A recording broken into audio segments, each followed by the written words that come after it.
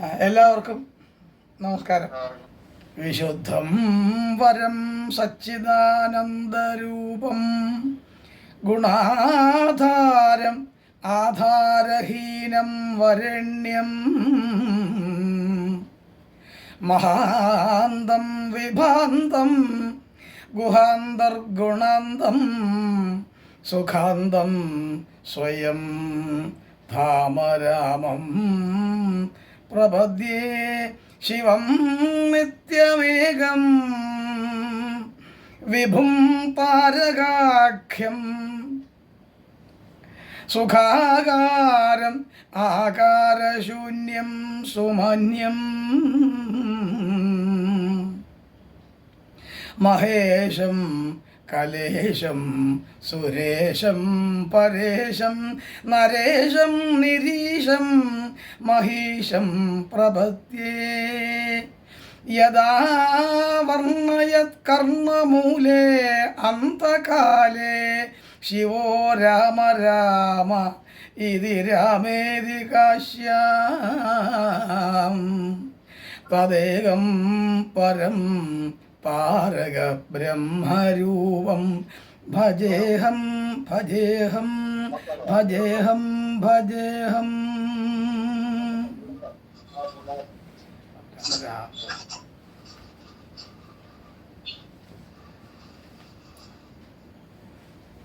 നമ്മൾ ഇന്നലെ പറഞ്ഞത് ഭാർഗവരാമൻ സീതാസ്വയംവരം കഴിഞ്ഞ് വന്ന രാമൻ്റെ മുമ്പിൽ എത്തുന്ന ആ സംഭവത്തെക്കുറിച്ചാണ്. അത് ആ കഥ മുഴുമിക്കാൻ സാധിച്ചില്ല. അപ്പോൾ നമ്മുടെ സമയം അങ്ങനെ അതിക്രമിച്ചു എന്ന് തോന്നിയത് കൊണ്ട് നിർത്തിയതാണ്. ഭാർഗവരാമൻ, പരശുരാമൻ. പരശുരാമൻ നമ്മുടെ കേരളോൽപ്പത്തിയുമായി കൂടി ബന്ധമുണ്ട്, അങ്ങനൊരു കഥയുള്ളത് എല്ലാവർക്കും അറിയാമല്ലോ. അതിന് യുക്തിഭദ്രമായ വേറെ കുറേ അടിസ്ഥാനങ്ങളാണ് ഉള്ളത്. അത് രാമായണമോ ബന്ധിക്കപ്പെടാത്തതായതുകൊണ്ട് ഞാനത് പറയുന്നില്ലെന്നേ ഉള്ളൂ. എന്തായാലും ഈ പരശുരാമൻ അത്ര മോശക്കാരനൊന്നുമല്ല. ശിവൻ്റെ വത്സല ശിഷ്യനാണ് പരശുരാമൻ. പരശുരാമന് ഒരു പ്രത്യേകമായ ഖ്യാതിയുണ്ട്. ഗണപതിയുടെ അഹന്തയെ നശിപ്പിച്ച ആളാണ് പരശുരാമൻ എന്നുള്ളതാണ് വസ്തുത. പരശുരാമനും അന്ന് പരശുരാമനല്ല, വെറും രാമനാണ്. പരശ്വഥം എന്ന ആയുധം ശിവനിൽ നിന്ന് വാങ്ങിയതിന് ശേഷമാണ്, അല്ലെ ലഭിച്ചതിന് ശേഷമാണ് അദ്ദേഹം അതും കൂടെ ചേർത്ത് പരശുരാമൻ എന്നറിയുന്നത്. ഭൃഗുമുനിയുടെ അല്ലെങ്കിൽ ജമദഗ്നി മഹർഷിയുടെ മകനായിരുന്ന രാമൻ ഭൃഗുരാമൻ എന്ന പേരിൽ അറിയാൻ തുടങ്ങി. ഭൃഗുരാമൻ എന്നാണ് അറിയുന്നത്. ആ ഭൃഗുരാമൻ ജാമദഗ്നിൻ എന്നും അറിയപ്പെട്ടു. അദ്ദേഹം സംഗതിവശാൽ ക്ഷത്രിയന്മാരെ നിഗ്രഹിക്കേണ്ടി വന്ന ഒരു കഥയുണ്ട്. 21 പ്രാവശ്യം എണ്ണമില്ലാത്ത ക്ഷത്രിയ വംശത്തെ ദംശിച്ച ആളാണ്, വീരനാണ് പരശുരാമൻ എന്ന് പറയും. നശിപ്പിച്ച ആളാണ്. അതിന് കാരണം കാർത്തവീര്യാർജുനനുമായിട്ടുള്ള ചില സമരങ്ങളാണ്. അങ്ങനെയുള്ള ഭാർഗവരാമൻ അനേകം ആയുധങ്ങൾ കൈകാര്യം ചെയ്യാൻ കഴിയുന്നയാളും അതിശക്തശാലിയും ക്ഷിപ്രകോപിയുമായിരുന്നു. ഒരു നാൾ ശിവനിൽ നിന്ന് ഇങ്ങനെ വിദ്യയൊക്കെ കഴിഞ്ഞതിന് ശേഷം അദ്ദേഹം ദേശാന്തരം ഇങ്ങനെ പോയി, തീർത്ഥാടനത്തിനും മറ്റുമൊക്കെ ആയിട്ട് പോയിട്ട് തിരിച്ചു വരുന്നത് ഉച്ച കഴിഞ്ഞ സമയമാണ്. അപ്പോൾ ഉച്ചയൂണുമെല്ലാം കഴിഞ്ഞ് ശിവനും പാർവതിയും അന്തപുരത്തിൽ വിശ്രമിക്കുകയാണെന്നാണ് കവിയുടെ കഥ. കവി പറയുന്ന കഥ വള്ളത്തോളിൻ്റെ ശിഷ്യനും മകനുമാണ്. ഈ സമയത്താണ് ശിവനെ ഒന്ന് കാണണമെന്ന് വിചാരിച്ച് പരശുരാമൻ ഈ കൈലാസത്തിലെത്തുന്നത്. അപ്പോൾ അച്ഛൻ അന്തപുരത്തിൽ വിശ്രമ സൗഖ്യത്തിലാണ്, ഉണർത്താൻ പറ്റില്ല, ഉണർന്ന് വരുമ്പോൾ കാണാം എന്ന് പറഞ്ഞു. താതൻ അന്തപ്പുരേ കിമപി വിശ്രമമേൽക്കയല്ലോ ചന്തത്തിലേവ മുരച്ചു ഗണേശനപ്പോൾ തൻ തമ്പിയായി കരുതും ആ ദ്വിജനെ തടുത്താൻ എന്നാണ്. പക്ഷെ അവനെ തടഞ്ഞു നിർത്തി, പോകാൻ വരട്ടെ, കാര്യം പറഞ്ഞു. അപ്പോൾ പരശുരാമൻ പറഞ്ഞു അങ്ങനല്ല, എല്ലായ്പ്പോഴും പ്രണതശിഷ്യനു ദേശികങ്കൽ ചെല്ലാം, സ്ഥലം സമയം എന്നിവ നോക്കിടേണ്ട, നില്ലായിക പാഴ്ത്തൊഴിലിനെന്നു തടഞ്ഞു വിപ്രൻ, ചൊല്ലാർന്ന വിഘ്നപതി ഏറ്റു വിലക്കി വീണ്ടും. അച്ഛനും അമ്മയും വിശ്രമസൗഖ്യത്തിൽ അങ്ങ് അന്തപുരത്തിലാണ്, അതുകൊണ്ട് ഇപ്പോൾ പോകാൻ പറ്റുന്ന അവസ്ഥയല്ല, പോകരുത്. അപ്പം പരശുരാമൻ പറഞ്ഞു എല്ലായ്പ്പോഴും പ്രണത ശിഷ്യന്, ഞാൻ ശിഷ്യനായിട്ടോ വേറെ സുഹൃത്തായിട്ടോ ബന്ധുവായിട്ടോ അച്ഛനായിട്ടോ ഒന്നുമല്ല, ഞാൻ എൻ്റെ ഗുരുവിനെ കാണാനാണ് പോകുന്നത്. ഗുരു ഏതവസ്ഥയിലിരുന്നാൽ എനിക്ക് എന്താ പ്രശ്നം? എങ്ങനെ ഇരുന്നാൽ നിർവസ്ത്രനായിരുന്നാലും എനിക്കൊരു പ്രശ്നമില്ല, കാരണം എൻ്റെ ഗുരുവാണ്. ഗുരുവിനെ കാണുന്ന ഒരു വിഷമമില്ല, എനിക്ക് പോയേ പറ്റും. പോകാൻ പറ്റില്ല എന്നല്ലേ പറഞ്ഞത് എന്ന് പറഞ്ഞ് അവർ തമ്മിൽ അടികലശലായി. അപ്പോൾ ശിവനിൽ നിന്ന് തന്നെ ലഭിച്ച പരശ്വതമെടുത്ത് ഗണപതിയുടെ വാമഗണ്ഡ സ്ഥലത്തിൽ സഹസാ പതിച്ചു. ആ കുംഭിവക്ത്രൻ്റെ ഇടത്തു കൊമ്പോ നിർഘാത ഘോരാരവമായി നിലത്തും. ഇടിമുഴക്കം പോലെയാണ് ആ ഇടതുവശത്തെ കൊമ്പൊടിഞ്ഞ് വീണത്. നമ്മൾ സാധാരണ കലണ്ടറിലൊക്കെ ഗണപതിയുടെ ചിത്രം നോക്കുമ്പോൾ വലതുവശത്തെ കൊമ്പൊടിഞ്ഞാട്ടോ, അത് ആ മോൾഡ് പതിച്ചതിൻ്റെ വ്യത്യാസമാണ്. ഇടതുവശത്തെ കൊമ്പാണ് ഒടിയുന്നത്. പുരുഷനെ സംബന്ധിച്ചിടത്തോളം ഇടതുവശം അഹന്തയുടെ സ്ഥാനമാണ്. ആ അഹന്തയുടെ സ്ഥാനത്തിൻ്റെ ശക്തി കുറയ്ക്കാൻ വേണ്ടിയാണ് വിവാഹം കഴിഞ്ഞതിന് ശേഷം ഭാര്യയെ ഇടതുവശത്ത് നിർത്തി ഫോട്ടോ എടുക്കുന്നത്. ഫോട്ടോ എടുക്കുമ്പോൾ ശ്രദ്ധിച്ചിട്ടില്ലേ, പുരുഷൻ്റെ ഇടതുവശത്ത് മാത്രമേ സ്ത്രീയെ നിർത്താറുള്ളൂ. കാരണം അയാളുടെ ഇടതുവശത്തെ അഹന്തയുടെ ശക്തി കുറയ്ക്കാൻ വേണ്ടിയാണ് അത് ചെയ്യുന്നത്. അപ്പോൾ അങ്ങേയറ്റം ഭാര്യയുടെ ഇടതുവശം വരും, അത് ശുഭമാണ്. ഇങ്ങനെ നിൽക്കുമ്പോൾ ഒറ്റ ശരീരമായിട്ട് കണക്കാക്കിയാൽ ഇത് വലതുവശവും ഭാര്യ ഇങ്ങനെ ഇടതുവശത്ത് നിൽക്കുമ്പോൾ അവരുടെ ഇടതുവശം ഇയാൾ ഇടതുവശവുമായി പരിണമിക്കുന്നു. ശരീരത്തിൻ്റെ ഇടതും വലതുമായി മാറും. ആ സ്ത്രീടാം ശുഭം ഇടത്രാകിൽ കിഞ്ചിൽ ഭേദം, ഇങ്ങനെ ഒരു ശാസ്ത്രമുണ്ട് ജ്യോതിഷത്തിൽ. അപ്പോൾ അങ്ങനെ ഇടതുവശം സ്ത്രീക്ക് ശുഭമാണ്. അപ്പോൾ ആ ശുഭത്വവും ഇടതുവശത്തെ സ്ത്രീയുടെ ശുഭത്വവും വലതുവശത്തെ പുരുഷൻ്റെ ശുഭത്വവും കൂടെ ചേർന്ന് ശുഭം മാത്രമായിരിക്കും.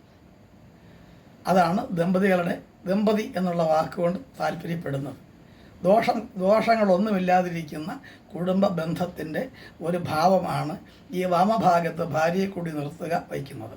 അതുപോലെ ശിവൻ്റെ വാമമായ ഇടതുവശത്തെ തുടയിലാണ് ഈ പാർവതി ഇരുത്തുന്നത്, വലതുവശത്തല്ല. അപ്പോൾ ഇടതുവശം ഈ രീതിയിലാണ് എൻ്റെ കണക്കാക്കി വരുന്നത്. എന്തായാലും ഗണപതിയുടെ ഇടതുകൊമ്പ് മുറിഞ്ഞ് നിലത്തു വീണു. അത് നിർഘാത ഘോരാരവം എന്നാണ്, ഇടിമുഴക്കം പോലെ അത്ര ശബ്ദത്തിലാണ് വീണത്. അപ്പോൾ അങ്ങനെ വീണതുകൊണ്ട് ഗണപതിക്ക് ഒരു കൊമ്പൊടിഞ്ഞു. പക്ഷേ ഇത് ഒരു പ്രതീകാത്മകമായ കഥാരീതിയാണ്. എന്ന് വച്ചാൽ പാണ്ഡിത്യത്തിൻ്റെ മറുകര കണ്ട ആളാണ് ഈ ഗണപതി. ഗണാനാമ്പതയാണ്, വിദ്യയുടെ ഗണമാണത്. വിദ്യയുടെ ഗണങ്ങളെല്ലാം സ്വന്തം കൈവശമുള്ള വളരെ ഒരു സ്കോളറാണ്, ഒരു പണ്ഡിതനാണ്, ഒരു മനീഷിയാണ് ഈ ഗണപതി. ആ ഗണപതിയെ പരശ്വതം എന്ന് പറയുന്നത് വെറും ഒരു ആയുധമല്ല, അത് തർക്കശാസ്ത്രത്തിൻ്റെ ശക്തിയാണ്. വാക്ക് ഞാൻ പറഞ്ഞല്ലോ കത്തി പോലെയാണ്, കത്തി പോലെ വായുത്തലുള്ളതാണ് വാക്ക്. അപ്പോൾ ആ വാക്ക് വാദപ്രതിവാദമാണ്. വാദപ്രതിവാദത്തിൽ ഗണപതിയെ തോൽപ്പിക്കുകയായിരുന്നു രാമൻ. അത്രയധികം ധൈഷണിക മൂല്യം, ബുദ്ധിപ്രഭാവം ഉണ്ടായിരുന്ന യുക്തിഭദ്രമായ ഒരു അവസ്ഥ ഒക്കെ സൂക്ഷിച്ചിരുന്ന ആളായിരുന്നു ഈ ഭൃഗുരാമൻ അല്ലെങ്കിൽ പരശുരാമൻ എന്ന് പറയുന്നത്. ആ പരശുരാമൻ വിഷ്ണുവിൻ്റെ അവതാരമായിട്ടാണ് നമ്മൾ ഗണിക്കുന്നത്. വളരെ ശ്രദ്ധിക്കേണ്ട ഒരു കാര്യം, ഓർക്കേണ്ട ഒരു കാര്യം, ശ്രീരാമൻ വിഷ്ണുവിൻ്റെ അവതാരമാണ് എങ്കിൽ പരശുരാമനും വിഷ്ണുവിൻ്റെ അവതാരമാണെങ്കിൽ ദശാവതാരങ്ങളിൽ 2 അവതാരങ്ങൾ കൂട്ടിമുട്ടുന്ന ഏക സന്ദർഭം ഈ പരശുരാമനും പിന്നെ ശ്രീരാമനുമാണ്. മറ്റേ ബലരാമൻ ഉണ്ടെന്ന് നമ്മൾ പറയുമെങ്കിലും ബലരാമൻ കൃഷ്ണന്റെ ജ്യേഷ്ഠനായിട്ട് ബന്ധത്തിലാണ് വരുന്നത്, ഇത് ശത്രുത്വത്തിലാണ് വരുന്നത്. 2 അവതാരങ്ങൾ കൂട്ടിമുട്ടുകയാണ്, 2 മഹാപ്രജ്ഞകൾ നമ്മൾ കൂട്ടിമുട്ടുകയാണ്. ആ കൂട്ടിമുട്ടിയിട്ട് അവസാനം ഈ ഭൃഗുരാമൻ പരാജയം സമ്മതിക്കുന്ന ഒരു സന്ദർഭമാണ് ഈ പറയുന്ന ഈ പരശുരാമൻ്റെ ഈ പ്രത്യക്ഷപ്പെടൽ. അപ്പോൾ ഈ ദശരഥൻ ദൂരെ നിന്ന് കണ്ടു, ഒരു വലിയൊരു പൊടിപടലങ്ങളൊക്കെ ഇങ്ങനെ വന്നു. പൊടിപടലങ്ങളൊക്കെ വന്നപ്പോൾ എന്തായത് എന്ന് വസിഷ്ഠനോട് ചോദിച്ചു. അപ്പോൾ പറഞ്ഞു ഒരു ദുർനിമിത്തമാണ്, അത് ഒരു ആപത്ത് വരാൻ പോകുന്നുണ്ട് എന്ന് വസിഷ്ഠൻ മുന്നറിയിപ്പ് കൊടുത്തു. തേരനാഥിരിപ്പുണ്ടല്ലോ, രഥത്തിരിപ്പുണ്ട് ഇവരെല്ലാവരുമേ. അപ്പോൾ മുന്നറിയിപ്പ് കൊടുത്തു.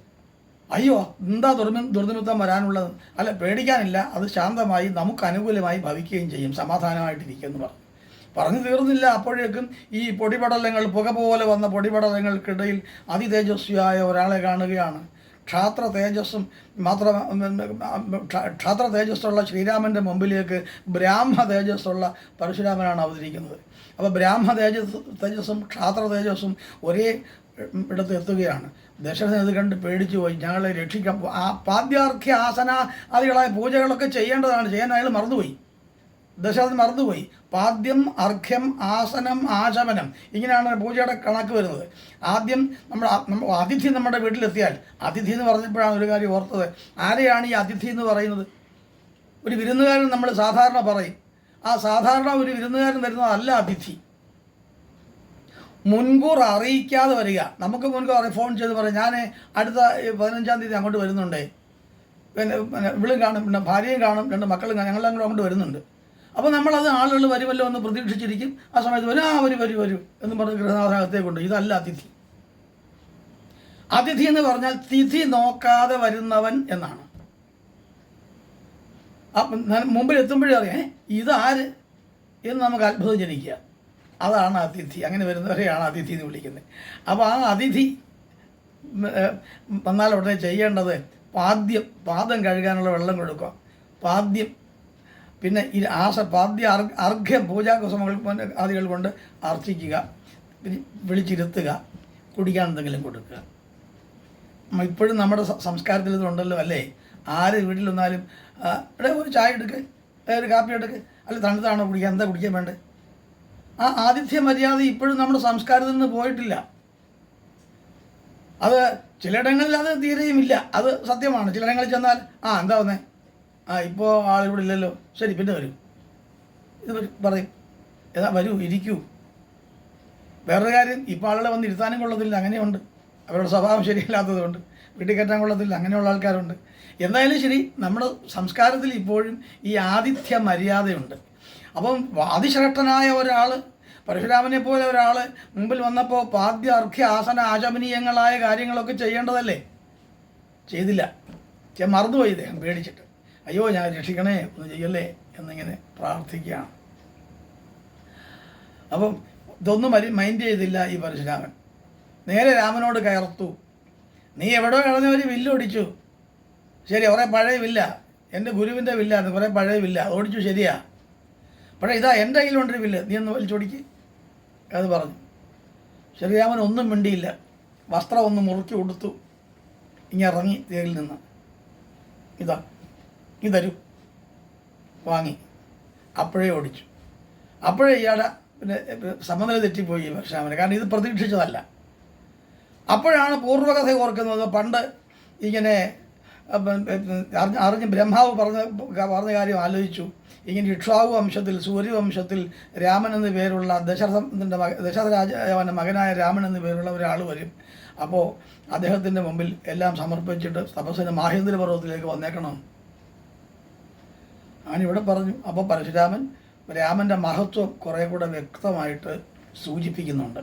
അതായത് വിഷ്ണുവിൻ്റെ അംശമാണ്, അങ്ങയ്ക്ക് ആശകളില്ല, നിരാശകളില്ല, ഭേദഭാവനകളില്ല, അസമത്വങ്ങളില്ല, ഇതൊന്നുമില്ലാതിരിക്കുന്ന പരബ്രഹ്മമൂർത്തിയാണ് അങ്ങ്. സാക്ഷാൽ ശ്രീരാമനെന്ന് ആളുകളൊക്കെ പറയുമെങ്കിലും ഈ ശ്രീരാമനല്ല, സാക്ഷാൽ മഹാവിഷ്ണു തന്നെയാണ് അങ്ങ്, അങ്ങയുടെ അവതാരമാണിത് എന്ന് കുറേ കൂടെ സ്പഷ്ടമായി മറ്റാളുകളൊക്കെ കേൾക്കാൻ പാകത്തിൽ, കൈകേയും സുമിത്രയും മറ്റാളുകളും, സുമന്ത്രയും മറ്റെല്ലാവരും ഉണ്ടല്ലോ, ദശരഥന് മാത്രമേ ഇതറിയാവൂ. കൗസല്യയ്ക്ക് ആദ്യം തന്നെ രാമൻ പിറന്ന സമയത്ത് രാമൻ വിഷ്ണുവായിട്ട് തന്നെ കൗസല്യയുടെ മുമ്പിൽ പ്രത്യക്ഷപ്പെട്ടുകൊണ്ട് ഞാൻ ഇങ്ങനെ നിങ്ങൾ പറഞ്ഞതനുസരിച്ച് മുമ്പ് ഇങ്ങനെ പറഞ്ഞതനുസരിച്ച് ഞാൻ വന്നതാണെന്നൊക്കെ അറിയിക്കുന്നുണ്ട്. അപ്പോൾ കൗസല്യ പറഞ്ഞു എനിക്ക് കുഞ്ഞായിട്ട് കണ്ടാൽ മതി എന്ന് പറഞ്ഞു. അങ്ങനെ കുഞ്ഞായിട്ട് പിന്നെ അങ്ങ് തീരുകയും, അപ്പോൾ കൗസല്യയുടെ മനസ്സിൽ നിന്ന് തന്നെ ആ കഥ മറന്നു പോവുകയുമാണ് ചെയ്തത്. അപ്പോൾ യഥാർത്ഥ കൗസല്യയോട് ഇത് പറഞ്ഞതാണ്, വിഷ്ണുവിൻ്റെ രൂപത്തിൽ തന്നെ രാമൻ പറഞ്ഞതാണ്. പക്ഷേ ഇപ്പോൾ ഈ സന്ദർഭത്തിൽ എല്ലാവരും കേൾക്കാൻ പാകത്തിൽ ഈ കാര്യങ്ങളൊക്കെ പറഞ്ഞിട്ട് പരശുരാമൻ പിന്നെ നേരെ മാഹേന്ദ്ര പർവ്വതത്തിലേക്ക് പോവുകയും ചെയ്തു. അപ്പോൾ ഇതാണ് അവിടെ ഈ പിന്നെ ഇതോടുകൂടിയാണ് ബാലകാന്ഡം അവിടെ സമാപിക്കുന്നു എന്ന് പറയുന്നത്. നമ്മൾ ബാലകാന്ഡമാണ് ഇവിടെ സമാപിക്കുന്നത്. നമുക്ക് വേണ്ടത് അടുത്ത അധ്യായത്തിലേക്കാണ് പോകേണ്ടത്. അതിനകത്ത് കുറേ സംഭവങ്ങളുണ്ട്. ഈ കഥാഗതിയുടെ ഏറ്റവും സവിശേഷമായ ഭാവം എന്ന് പറയുന്നത് ഇത് കഥയോടൊപ്പം അനവധി സൂത്രങ്ങൾ കൂടി തത്വങ്ങൾ കൂടി ചേർന്നതാണ് എന്നുള്ളതാണ്. ഒരുപാട് ആധ്യാത്മിക തത്വങ്ങൾ ചേർന്നു. അതുകൊണ്ടാണ് അതിനെ അധ്യാത്മ രാമായണം എന്ന് വിളിച്ചത്. ആത്മം, ഭൗതികം, ദൈവികം, ആധ്യാത്മികം. അപ്പോൾ ഭൗതികം, ദൈവികം, ആധ്യാത്മികം, ഇങ്ങനെ 3 തരത്തിലുള്ള കാര്യങ്ങളാണ്, ദുഃഖങ്ങളാണ് നമുക്കുള്ളത്. ദുഃഖത്രയം എന്ന് പറയും. ഈ ദുഃഖത്രയത്തിൻ്റെ മോചനമായിട്ടാണ് ഈ ഭക്തി കാവ്യങ്ങൾ നമ്മൾ വായിക്കുകയും വ്യാഖ്യാനിക്കുകയും ഉൾക്കൊള്ളുകയും പ്രയോഗവൽക്കരിക്കുകയും ഒക്കെ ചെയ്യുന്നത്.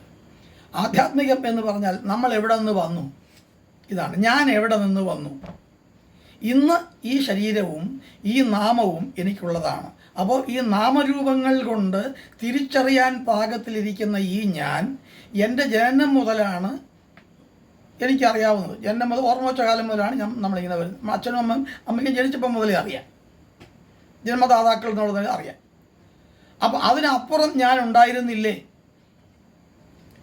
പ്രപഞ്ചത്തിൻ്റെ ഘടന ഒന്ന് പരിശോധിച്ചാൽ ഇന്നലെ ഉള്ളതിൻ്റെ തുടർച്ചയാണ് ഇന്നത്തെ ഏതൊന്നും. നമ്മൾ ഇന്നലെ ഉണ്ടായിരുന്നു, മിനിഞ്ഞാന്നുണ്ടായിരുന്നു, കഴിഞ്ഞ വർഷമാണ്. നമ്മൾ ഡേറ്റ് ഓഫ് ബർത്ത് വരുന്ന ദിവസം മുതൽ നമ്മളുള്ളതാണ്. അപ്പോൾ അത് ഒരു ബോർഡർ വയ്ക്കാൻ പറ്റുമോ? അതിനു മുമ്പ് നമ്മൾ ഉണ്ടായിരുന്നില്ലേ? അങ്ങനെ ഉണ്ടായിരുന്നിട്ടില്ലാത്ത ഒന്നിൽ നിന്ന് ഇന്ന് ഉണ്ടായിരിക്കുന്നതായ അവസ്ഥയിലേക്ക് എങ്ങനെ വരും? ഉണ്ടായിരുന്നു എന്നുള്ളതിൻ്റെ തുടർച്ചയായി ഉണ്ട് എന്നുള്ള അവസ്ഥയിലേക്കും ഉണ്ടെന്ന അവസ്ഥയിൽ നിന്ന് ഉള്ളതായിരിക്കുന്നു എന്ന അവസ്ഥയിലേക്കും സംക്രമിക്കുന്നതാണ് ജീവിതം. അപ്പോൾ ആ ഒരു നിലയിൽ ഇന്നലെയും ഞാൻ ഉണ്ടായിരുന്നു, മെനഞ്ഞാന്നും ഉണ്ടായിരുന്നു, എത്രയെങ്കിലും മുമ്പേ ഞാൻ ഉണ്ടായിരുന്നു. എന്ന് മുതൽ നമുക്ക് അറിഞ്ഞുകൂടാ. ഇനി നാളെയോ? എത്ര നാളുകളുണ്ട് നമുക്കിനി? അവസാനം ഉണ്ടായെങ്കിലല്ലേ പറ്റൂ അതിനൊരു അന്ത്യമരണം. ഈ ശരീരം ഇവിടെ നിന്ന് നഷ്ടപ്പെട്ടു പോകുന്നതിനോ നഷ്ടപ്പെടുത്തപ്പെട്ടു പോകുന്നതിനോ ആയിട്ട് ഒരു സന്ദർഭം ഉണ്ടായേ മതിയാവും. നമ്മളതിനെ മരണമെന്ന് വിളിക്കും. മരണം എന്നുള്ളതുകൊണ്ട് എല്ലാം സമാപിച്ചുവോ? ഇല്ല. പഞ്ചഭൂതാത്മകമായ ശരീരം പഞ്ചഭൂതാത്മകമായിട്ട് തന്നെ വിഘടിച്ചു പോയി. പൃഥ്വി, അപ്പ്, തേജസ്, വായു, ആകാശം, വാക്, പാണി, വായു, വസ്തുഗുദം, മനസ്സെന്ന് പറയുന്ന 11 ഇന്ദ്രിയങ്ങളായി വിഘടിച്ചു പോയെങ്കിലും ആത്മാവ് എവിടെയും പോയിട്ടില്ല. ആത്മാവിനിരിക്കാനുള്ള കൂടാണ് ഈ പഞ്ചരമാണ് നമ്മുടെ ഈ ശരീരം. അപ്പോൾ ഇന്നലെ എന്നുള്ളത് നമ്മുടെ ഇല്ലായ്മയെ സൂചിപ്പിക്കുകയല്ല, ആ ഇന്നലെകളിൽ നിന്ന് ഇന്നേക്ക് നമുക്ക് വന്ന മാറ്റത്തെ സൂചിപ്പിക്കുന്ന ഒന്നാണ്. ഇന്നലെയുടെ അടിസ്ഥാനത്തിൽ ആ ഫൗണ്ടേഷനിൽ ചവിട്ടി നിൽക്കാതെ ഇന്ന് എന്ന് പറയുന്ന പ്രക്രിയയിലേക്ക് നമുക്ക് മാറാൻ കഴിയില്ല. ശരിക്കും പറഞ്ഞാൽ ലൈഫ് എന്ന് പറയുന്ന ഒരു സിന്തസിസ് ആണ് എന്ന് പറയേണ്ടി വരും. അപ്പോൾ ഈ പ്രക്രിയ, ഈ അനുസ്യൂതം തുടർന്നുകൊണ്ടിരിക്കുക എന്ന് മുതൽ എന്നറിയാൻ വയ്യ. അതുകൊണ്ടാണ് എഴുത്തച്ഛൻ ഭാഗവത കീർത്തനത്തിൽ അകത്ത് പറഞ്ഞത്, ബഹുജന്മാർജിത കർമ്മമശേഷം തിരുമുൽ കാഴ്ച നിനക്കിഹ വച്ചേൻ, ജനിമരണങ്ങൾ എനിക്കിനി വേണ്ട, പരിപാലയമാം നാരായണ ജയ എന്ന് പറഞ്ഞു. ബഹുജന്മാർജിത കർമ്മമശേഷം തിരുമുൽക്കാഴ്ച നിനക്കിഹ വയ്ക്കുന്ന സമ്പ്രദായത്തിലേക്ക് നമ്മുടെ മനസ്സിനെയും ശരീരത്തെയും ഒതുക്കിയെടുക്കാൻ ശ്രദ്ധിക്കണമെന്ന് അദ്ദേഹം പറഞ്ഞിരിക്കുകയാണ്. അപ്പോൾ ബഹുജന്മാർജിതമുണ്ട്. ഗീതാകാരൻ പറയുന്നുണ്ട് അതേ അഭിപ്രായം തന്നെ. ജാതസ്യ ധ്രുവോർ മൃത്യുഹു ധ്രുവം ജന്മമൃതസ്യ ച. ഭഗവത്ഗീത സാഖ്യയോഗം 2-ാം അധ്യായം. എന്താ അതിൻ്റെ അർത്ഥം? ജാതസ്യ ധ്രുവോർ മൃത്യുഹു, ജനിച്ചവന് പെട്ടെന്ന് തന്നെ മരണം ഉണ്ടാകാനും സാധ്യതയാണ്. ജനിച്ചാൽ മരിച്ചേ പറ്റൂ. എന്നാൽ മരിച്ചാൽ ജനനവും തീർച്ചയാണ്. ജാതസ്യ ധ്രുവോർ മൃത്യുഹു ധ്രുവം ജന്മമൃതസ്യ ച. അപ്പോൾ മരണവും ജനനവും മരണവും ഇങ്ങനെ തുടർന്നുകൊണ്ടേയിരിക്കും. ഒരു സൈക്ലിംഗ് ആയിട്ട്, ഒരു ചാക്രികമായി സംഭവിച്ചുകൊണ്ടിരിക്കുന്ന ഒന്നാണ്. അപ്പോൾ നമ്മൾ എപ്പോഴും എവിടെ ഇല്ലാതെ വന്നത്? നമുക്കില്ലാതെ വന്നതോ അല്ലാതെ വന്നതോ മറഞ്ഞു പോയതോ നമുക്ക് നമ്മുടെ ബോധമാണ്, വിവേചനത്തോടുകൂടിയുള്ള നമ്മുടെ ബോധമാണ് മറഞ്ഞു പോകുന്നത്. കാരണം നമ്മൾ മറ്റൊന്നായിരിക്കുമ്പോൾ ആ മറ്റൊന്നിൻ്റെ അസ്തിത്വമാകേണ്ടതുണ്ട്. മറ്റൊന്നിൻ്റെ അസ്തിത്വമാകേണ്ടി വരുമ്പോൾ ആ ബോധമാണ് നമുക്കുണ്ടായിരിക്കേണ്ടത്. ഇതാണ് വസ്തുത. ഇത് ജന്മത്തെ സംബന്ധിച്ച് എല്ലായ്പ്പോഴും ഈ ഒരു കാര്യമാണ് ഉള്ളത്. ഏത് തരത്തിലുള്ള പിന്നെ ജൈവികമായി ചിന്തിക്കുന്ന ഏത് അടിസ്ഥാനത്തിൽ നമുക്കിത് പറയാൻ പറ്റും. ചരങ്ങളും അചരങ്ങളുമായി വരുന്ന എല്ലാത്തിനും ഇതാണ് അടിസ്ഥാനമായിട്ടുള്ളത്. അപ്പോൾ നമ്മൾ ഉണ്ടെന്നുള്ളത്, നമ്മൾ എന്നും ഉണ്ടെന്നുള്ളതാണ് വിചാരം. അതുകൊണ്ടാണ് മരണത്തെ സംബന്ധിച്ച് ദുഃഖിക്കരുത് എന്ന് സിദ്ധ വേദാന്തികളായ യോഗികൾ പറയുന്നത്. ഒരു രൂപത്തിൽ നിന്ന് മറ്റൊരു രൂപത്തിലേക്കോ മറ്റൊരു രൂപത്തിൻ്റെ ഭാവങ്ങളിലേക്കോ കടന്നു പോകാനുള്ള ഒരു സഞ്ചാരമാണ്, ഒടുങ്ങാത്ത അടങ്ങാത്ത ഒരു സഞ്ചാരമാണ് ഈ ജീവിതം എന്ന് പറയുന്ന എല്ലാ ജീവികളുടെയും ജീവിതം.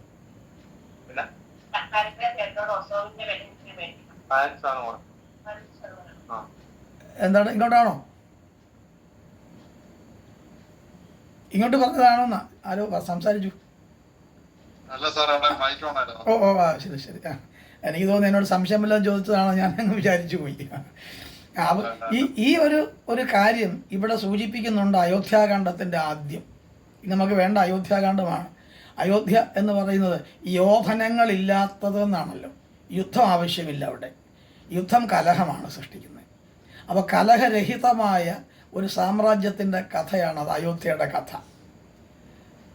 അസമത്വവും സാഹോദര്യവും സഹവർത്തിത്വവും നിലനിൽക്കുന്നിടത്ത് കലഹമില്ല, ദുർമത്സരങ്ങളില്ല. അസമത്വങ്ങൾ സൃഷ്ടിക്കുന്നിടത്ത് മാത്രമേ ഉള്ളൂ കലഹം. അത് ആബ്സൻസ് ഓഫ് ഇക്വാളിറ്റി എന്ന് പറയും. സമത്വത്തിൻ്റെ അഭാവം എവിടെ ഉണ്ടാകുന്നോ, തുല്യതയില്ലായ്മ എവിടെ ഉണ്ടാകുന്നോ അവിടെയാണ് വൈര്യം ഉണ്ടാകുന്നത്. ആ വൈര്യം അല്ലെങ്കിൽ ശത്രുത ഉണ്ടാകുന്നത് അപ്പോഴാണ് അത് കലഹത്തിൻ്റെ സ്വഭാവമായി വരുന്നത്. ആ കലഹം സമരത്തിലേക്ക് വരും. സമരമാണ്, മരണത്തോട് കൂടിയതാണ് സമരം. മരണത്തോട് കൂടിയത് ആണ്, അത് വേണ്ടി വരുന്നുള്ളൂ. അപ്പോൾ അത് അയോധ്യയിലില്ല. വളരെ സമാധാനപൂർണമായ എല്ലാവർക്കും എല്ലാ നിലയിലും സ്ഥിതി സമത്വം നൽകിക്കൊണ്ടുള്ള ഒരു ഭരണക്രമം സൂര്യവംശ രാജാക്കന്മാർക്ക് എല്ലാവർക്കും ഉണ്ടായിരുന്നു, വിശേഷിച്ചും ദശരഥനും ഉണ്ടായിരുന്നു. അങ്ങനെയുള്ള അയോധ്യയെ സംബന്ധിക്കുന്ന ഒരു കാര്യമാണ്. എന്നാൽ അത് അയോധ്യ എന്ന് എടുത്തു പറയാനുള്ള കാരണം കൂടിയുണ്ട്. അങ്ങനെ അസമത്വങ്ങളൊന്നുമില്ലാത്ത അതേ സ്ഥലത്ത് അസമത്വങ്ങൾ സൃഷ്ടിക്കപ്പെടുന്നു, ഉപജാപങ്ങളിലൂടെ ഇത് സൃഷ്ടിക്കപ്പെടുന്നു എന്നുള്ളതാണ് എൻ്റെ സൂചന. അത് ലോജിക്ക് അതാണ്, താർക്കികത്വം അതാണ്. എന്താ താർക്കികത്വം എന്ന് പറഞ്ഞാൽ, ഇവിടെ തീ ഉണ്ടെന്ന് പറഞ്ഞാൽ അതിൻ്റെ അർത്ഥം ഇവിടെ തീ ഉണ്ടെന്നല്ല, അവിടെ തീ ഇല്ലെന്നാണ്. അതാ തർക്കത്തിൻ്റെ സ്വഭാവം. വേദാംഗങ്ങളിൽ ഒന്നാണത്. തർക്കം, ജ്യോതിഷം, വ്യാകരണം, നിരുക്തം, ഛന്ദസ്, ശിക്ഷ, കൽപ്പം. ഇത് വേദത്തിന് 6 അംഗങ്ങളുണ്ട്. അതിലൊന്നാണ് ഈ തർക്കം. ഇവിടെ തീ ഉണ്ട് എന്ന് പറഞ്ഞാൽ ഇവിടെ തീ ഉണ്ടോ, ഓക്കെ, സമ്മതിച്ചു. അതിന് വ്യംഗ്യമായ അർത്ഥം എന്താ? അവിടെ തീ ഇല്ലാത്തത് കൊണ്ടാണ് ഇവിടെ തീ ഉണ്ടെന്ന് പറയേണ്ടത്. അല്ലെങ്കിൽ എല്ലായിടത്തും തീ ഉണ്ടെന്ന് പറയണ്ടേ? അല്ലെങ്കിൽ എല്ലായിടത്തും തീ ഉണ്ടെന്നേ പറയൂ. ഇവിടെ തീ ഉണ്ടെന്ന് പറഞ്ഞാൽ അവിടെ തീ ഇല്ല, അവിടെ തീ ഉണ്ടെന്ന് പറഞ്ഞാൽ ഇവിടെ തീ ഇല്ലെന്നാണ് അർത്ഥം. അപ്പം ഇങ്ങനെ കാര്യവും കാരണവും തമ്മിലുള്ള ഇത്തരം ഒരു ബന്ധമുണ്ട് ലോജിക്കൽ. എല്ലാ വിഷയങ്ങളും നമുക്കിങ്ങനെ ആലോചിക്കാവുന്നതാണ്. അങ്ങനെ അയോധ്യ എന്ന് പറയുമ്പോൾ അസമത്വങ്ങളും എന്തെങ്കിലും തരത്തിലുള്ള കലഹങ്ങളും ഒന്നുമില്ലാത്ത ഈ സ്ഥലത്ത് ഇനി അത് ഉണ്ടാകാൻ പോകുന്നു എന്നുള്ളതിൻ്റെ സൂചന കൂടിയാണ് ആ പേരിൻ്റെ പിന്നിലുള്ള പ്രധാനമായ ഒരു കാര്യം. അപ്പോൾ നമ്മൾ ആദ്യം തന്നെ ഇത് കണ്ടത് ഈ അസമത്വങ്ങളിൽ നിന്ന് അസമത്വങ്ങളിലേക്ക് പോകുന്ന ജീവിതചക്രമാണ് ഇവിടെ രാമായണത്തിൽ മൊത്തം ഉള്ളത്. സമത്വമല്ല അവിടെ, അസമത്വങ്ങളിൽ സമത്വം വാദിക്കപ്പെടുകയും അസമത്വങ്ങൾ സൃഷ്ടിക്കപ്പെടുകയും ചെയ്യുകയാണ്. വളരെ ശ്രദ്ധേയമായ ഒരു പോയിൻ്റാണത് ആ കാര്യം. അസമത്വങ്ങളിൽ നിന്ന് അസമത്വങ്ങളിലേക്ക് നീങ്ങുന്നു. പക്ഷെ ആഗ്രഹിക്കുന്നത് സമത്വം ഉണ്ടാകണമെന്നാണ്. ഉണ്ടാകാതെ പോകുന്നതും ഈ സമത്വമാണ്.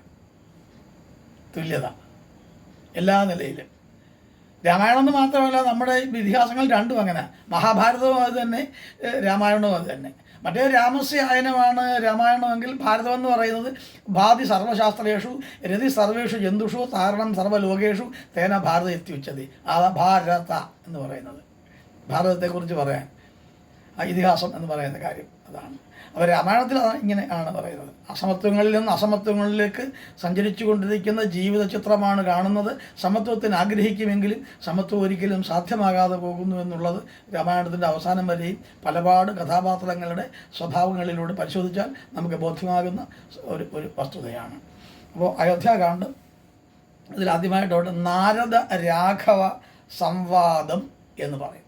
നാരദനും രാഘവൻ എന്ന ആ അധ്യായം എടുത്ത് നോക്കിയാൽ അറിയാം. രാമായണം ഉണ്ടെങ്കിൽ ആ പേജ് ഒന്ന് എടുത്ത് നോക്കാം. എല്ലാവർക്കും ആ പുസ്തകത്തിലൂടെ നമുക്ക് കടന്നു പോകുന്നതായിരിക്കും നല്ലതെന്ന് എനിക്ക് തോന്നുന്നു. കാരണം അധ്യാത്മരാമായണത്തെ പുരസ്കരിച്ചുള്ള ക്ലാസ് ആകുമ്പോൾ അതിൽ നിന്ന് കുറച്ചൊക്കെ വിട്ട് സംസാരിക്കേണ്ടി വരുമെങ്കിലും ഏറിയ കൂറും നമുക്ക് ഈ പുസ്തകം തന്നെയാണ് അവലംബമായിട്ടുള്ളത്. അപ്പോൾ അതുകൊണ്ട് അതിനകത്തെ കാര്യങ്ങൾ തന്നെയാണ് നമ്മൾ കൂടുതലും പറയാൻ ശ്രമിക്കുന്നത്.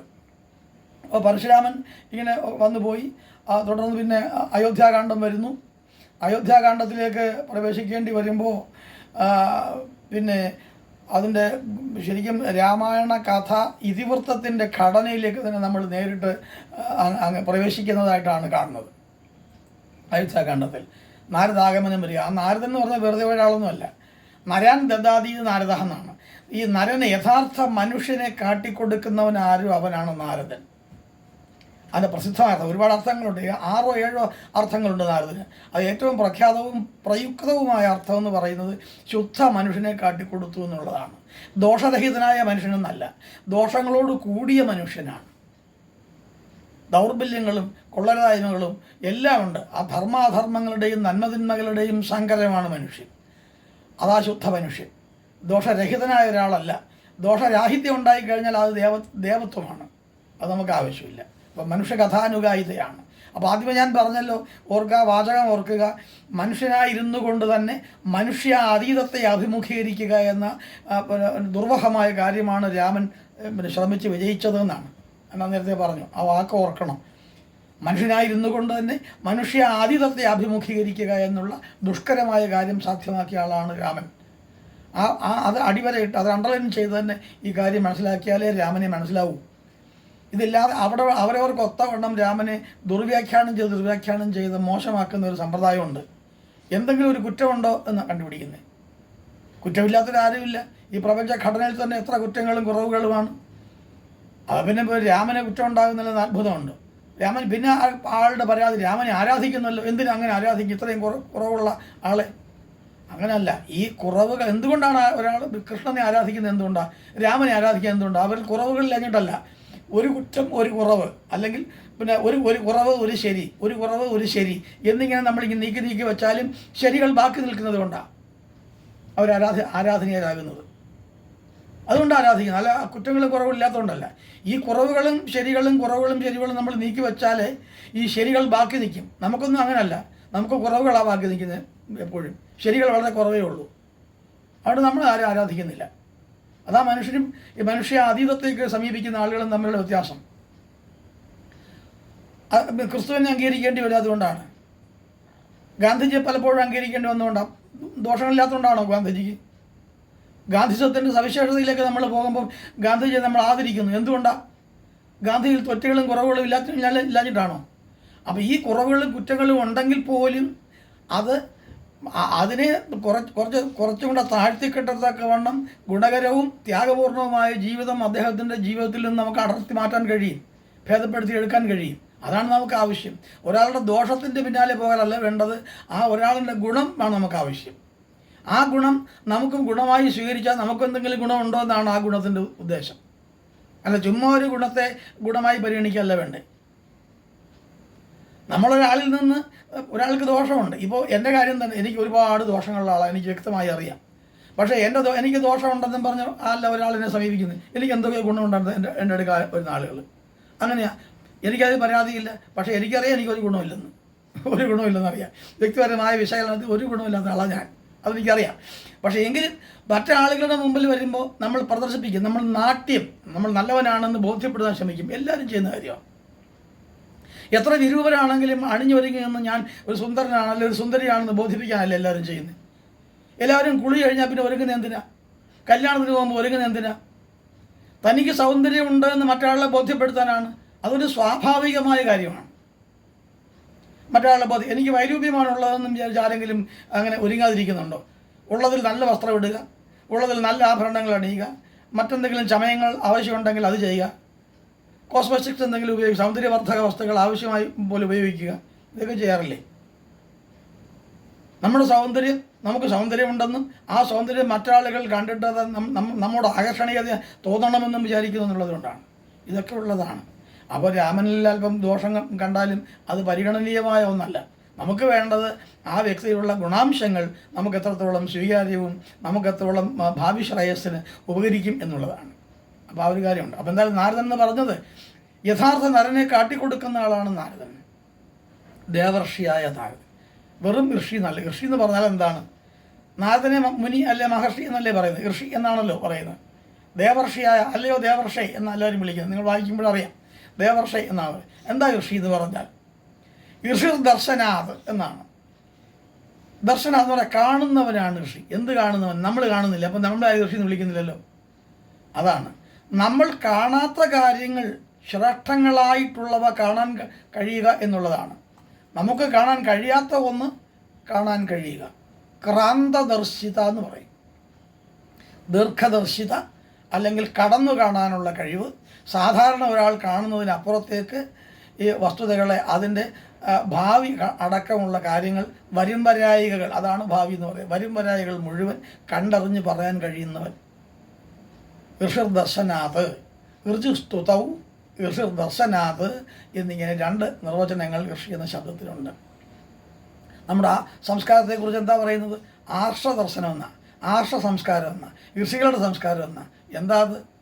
എല്ലാ കാലത്തെയും ആളുകൾക്ക്, എല്ലാ കാലത്തെയും എല്ലാ ദേശത്തെയും ആളുകൾക്ക് സ്വീകാര്യമാകാവുന്ന മൂല്യങ്ങൾ, ആദർശങ്ങൾ പ്രസരിപ്പിക്കുന്ന തത്വസംഹിതയുള്ള ഒരു രാജ്യം. അതാണ് ആർഷഭാരത്. അതാണ് ആർഷ സംസ്കാരം. ആർഷം അതാണ് വാക്ക്. വെറുതെ ഒന്നും ഉണ്ടായതല്ല ഈ വാക്ക്. ആ വാക്കിനെല്ലാം വളരെ സയുക്തികമായ, സമർത്ഥനീയമായ, യുക്തിഭദ്രമായ അർത്ഥങ്ങളും ആശയങ്ങളും താല്പര്യങ്ങളും ഉണ്ട്. അതൊക്കെ നമ്മൾ മനസ്സിലാക്കിയിരിക്കേണ്ടതുണ്ട്. ഇതൊക്കെ നമ്മുടെ സംസ്കാരമാണ്. ഇതൊക്കെ നമ്മൾ മനസ്സിലാക്കിയിരിക്കേണ്ടതാണ്. ഒരുപാട് കാര്യങ്ങളുണ്ട് അങ്ങനെ ഇടയ്ക്കിടയ്ക്ക് പറയാൻ. എന്തായാലും ആ നാരദൻ സൂര്യവംശത്തിലേക്ക്, അയോധ്യ രാജധാനിയിലേക്ക് എത്തുകയാണ്. അപ്പോൾ രാജ്യസഭാ മണ്ഡപത്തിൽ ഇങ്ങനെ രാമനുമുണ്ട്, സീതയുമുണ്ട്, എല്ലാവരും സഭാ മണ്ഡപത്തിൽ പലരുമുണ്ട്. ഇമ്പോർട്ടൻ്റ് VIP എന്ന് പറയുന്ന ആൾക്കാരൊക്കെ ഉണ്ട്, പ്രധാനികളായ ആൾക്കാരൊക്കെ. ആ സമയത്താണ് നാരദൻ അവിടേക്ക് വരുന്നത്. ഉടനെ രാമൻ സീതയോടൊപ്പം തന്നെ എഴുന്നേറ്റ് നിന്ന് വണങ്ങി, ദേവർഷേ, അങ്ങയെ കണ്ടത് എന്തൊരു അനുഗ്രഹമായി പോയി, അങ്ങയെ കാണാൻ കഴിഞ്ഞ് വലിയ ഭാഗ്യമായി പോയി എന്നൊക്കെ നാരദനെ പുകഴ്ത്തി തന്നെ രാമൻ സംസാരിക്കും. ഇത് കേട്ടിട്ട് നാരദൻ ഒന്ന് ചിരിച്ചു. ചിരിട്ട് പറഞ്ഞു, പിന്നെ ഭഗവാനെ, എന്നോട് വേല ഇറക്കല്ലേ എന്നാണ് അർത്ഥം. എനിക്കറിയാം അങ്ങയുടെ രഹസ്യം മൊത്തം, എനിക്കറിയാം. എങ്കിലും അങ്ങിങ്ങനെ നടിക്കുന്നു എന്നുള്ളത് അങ്ങയുടെ ഈ മനുഷ്യജന്മം എടുത്തത് കൊണ്ട് അങ്ങ് പറയുന്നതാണ്. യഥാർത്ഥത്തിൽ അങ്ങ് വിഷ്ണുവാണെന്നും ആ വിഷ്ണുവായിരുന്നു കൊണ്ട് സർവത്തെയും ഭരിക്കുന്നവനാണെന്നും ഈ പ്രപഞ്ചത്തെ മുഴുവൻ ഗ്രസിച്ചു നിൽക്കുന്ന ഒരു ശക്തിവിശേഷമാണെന്നും എല്ലാം എനിക്കറിയാം എന്ന് നാരദൻ പറയുകയാണ്. അപ്പം നാരദൻ വെറുതെ പറയുന്നതല്ല ഇത്. നേരത്തെ പരശുരാമൻ മൂലം തേരിലിരുന്ന ആളുകൾക്കും ആ ചുറ്റും നിന്ന ആളുകൾക്ക് മാത്രമേ ഈ വൈഷ്ണവ സ്വഭാവത്തെക്കുറിച്ച്, രാമൻ്റെ വൈഷ്ണവ സ്വഭാവത്തെക്കുറിച്ച് മനസ്സിലായുള്ളൂ. ഇപ്പോഴങ്ങനെ രാജ്യസഭാ മണ്ഡപത്തിൽ വരിക, പ്രജകളാരെങ്കിലും കേൾക്കാനുണ്ട് അവരും കൂടെ കേട്ടോട്ടെ എന്ന് കരുതിയാണ്. ചുരുക്കത്തിൽ ഇത് മനഃപൂർവ്വം അധ്യാത്മരാമായണം ചെയ്യുന്ന ഒരു പ്രത്യേക കാര്യമാണ്. എന്ന് വച്ചാൽ രാമൻ മനുഷ്യനല്ലെന്നും മനുഷ്യേതരമായ ഒരു ദിവ്യത്വം, ദൈവികമായ ഒരു അവസ്ഥാവിശേഷം രാമൻ്റെ വ്യക്തിത്വത്തിലുണ്ടെന്നും അത് ഭജനീയമാണ്, അത് ആരാധനീയമാണ്, സ്വീകാര്യമാണ് എന്ന് ബോധ്യപ്പെടുത്താനും ഉള്ള ഒരു രചനാപരമായ കൗശലങ്ങളിൽപ്പെടുന്ന ഒരു കാര്യം കൂടിയായിട്ട് ഇതിനെ മനസ്സിലാക്കണം. അങ്ങനെയാണ് നാരദ രാഘവ സംവാദം എന്ന് പറയുന്നത്. അത് കുറച്ച് ഭാഗം ഞാനൊന്ന് വായിക്കാൻ നോക്കാം. നാരദ രാഘവ സംവാദം പുസ്തകം ഉണ്ടെങ്കിൽ അത് ഒന്ന് നോക്കിയാൽ തരക്കേടില്ല. രാമായണം എല്ലാ വീട്ടിലും കാണുമല്ലോ. അതൊന്ന് എടുത്ത് ഒന്ന് പൊടി തട്ടിയെടുത്തൊന്ന് നോക്കണം. കുറേ കാര്യങ്ങളൊക്കെ അതിനകത്ത് മനസ്സിലാക്കാനുണ്ട് നമുക്ക്. എന്തായാലും ഇതിന് ഇങ്ങനൊരു പഠന ക്ലാസ് പോലെ നമുക്ക് എനിക്ക് കഴിയുന്നത് പോലെ ഒരു ക്ലാസ് എന്നുള്ള നിലയിൽ കൈകാര്യം ചെയ്യേണ്ടി വരുമ്പോൾ അല്പനേരമായി, 1 മണിക്കൂർ നേരമേ അല്ലേ ഉള്ളൂ. അത് അല്പം ഒരു ശ്രദ്ധയും ബുദ്ധിയും വിവേകവും ആലോചനയും പഠനപരമായ മികവും ഉത്സാഹവും പ്രദർശിപ്പിച്ചാൽ നന്നായിരിക്കും. അതാണ് പറയാനുള്ളത്. ശരി, നാരദ രാഘവ സംവാദം.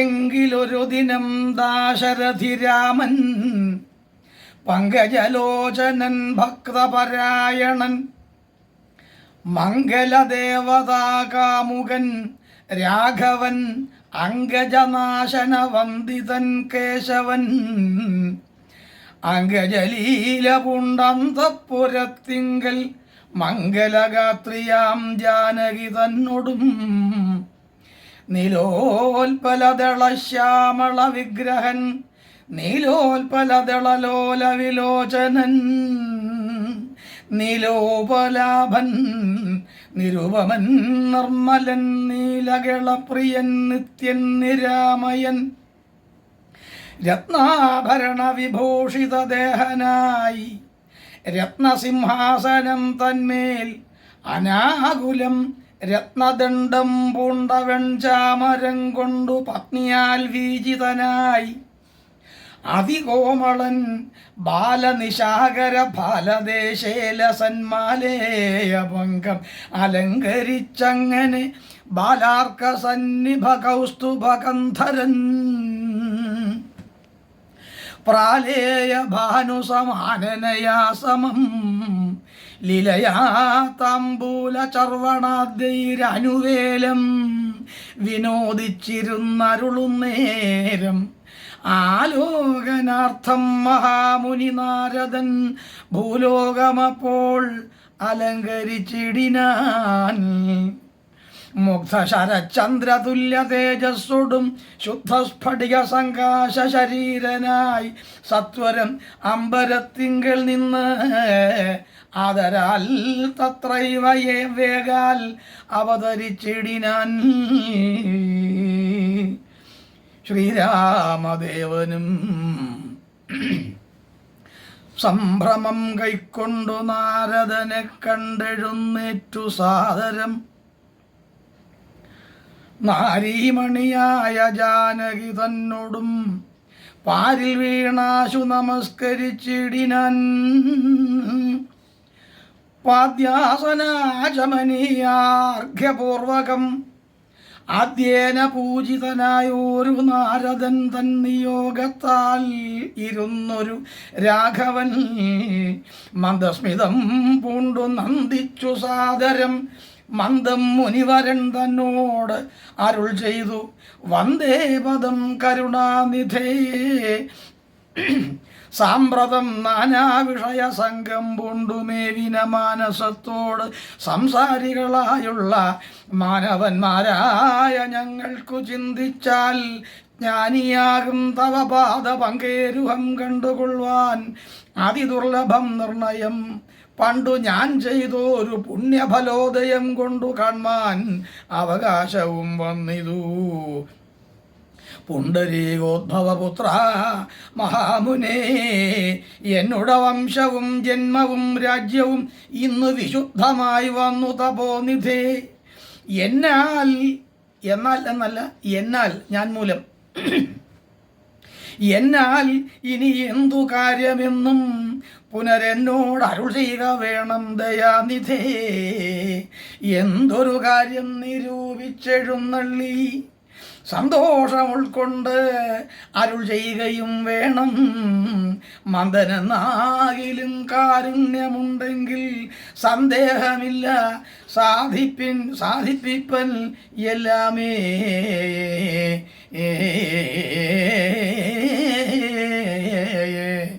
യുദ്ധമാകർണ്യ ഇങ്ങനെ കേട്ടിട്ട് ഇത്രയും രാമൻ പറഞ്ഞതാണ്. ഈ രാമൻ പറഞ്ഞ ഇത്രയും കാര്യങ്ങൾ കേട്ടിട്ട് രഘുവരൻ തന്നോട് മുഗ്ധഹാസേന മുനിവരനാകിയ നാരദനും ഭക്തവത്സലനാം മനുവീരനെ നോക്കി സരസം അരുൾ ചെയ്തു.